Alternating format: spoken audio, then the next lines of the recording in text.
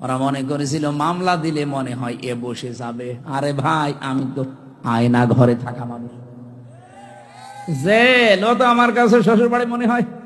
নির্বাচনের আগে যেই কথাগুলো মাওলানা হোসাইন একটা টাচ দিয়েছিল, এত বেশি শত্রুতা বাংলাদেশে কোন এমপির বিরুদ্ধে কেউ করে নাই। আমার একেবারে সেই 11 সাল থেকে শুরু করে কাটছাট ভিডিও গুলো এনে 64 জেলায় ওরা 64টা মামলা পর্যন্ত দিয়েছিল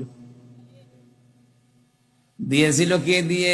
আমি একটা উদাহরণ দিতে গিয়ে 8 জনের নাম বলেছিলাম, তার ভেতরে আরাফাত রহমান, ওনার নামটাও ছিল।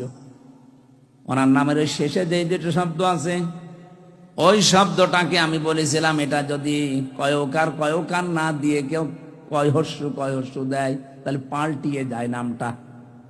এইরকম আরো 8টা নাম বলেছিলাম, সেগুলো বলে নাই। এই 15 সেকেন্ডের ভিডিও ছেড়ে 64 জেলায় 64টা মামলা দিয়েছে।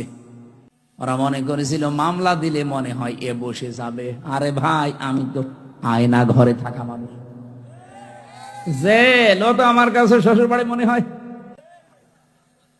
আয়না ঘরে থেকে আমি ফাঁসির কন্ডেম সেলের ভেতরে ছিলাম 3 বছর, খেয়ে না খেয়ে আমি ঝুলেছিলাম প্রায় 11 ঘন্টা, মাথা নিচের দিকে পা উপরের দিকে দিয়ে। আর আপনি আমার এখন ভয় দেখাচ্ছেন মামলা ও ছাতা তো আমি গুলিয়ে খেয়ে ফেলবো। এই জন্য আমাদের বুক বড় করা লাগবে ভাই। মাওলানা আব্দুল হাই সাইফুল্লাহ ভাই আমার বড় ভাই, আমি চাই আমাদের বুক যেন এরকম বড় হয় নবীদের মতো।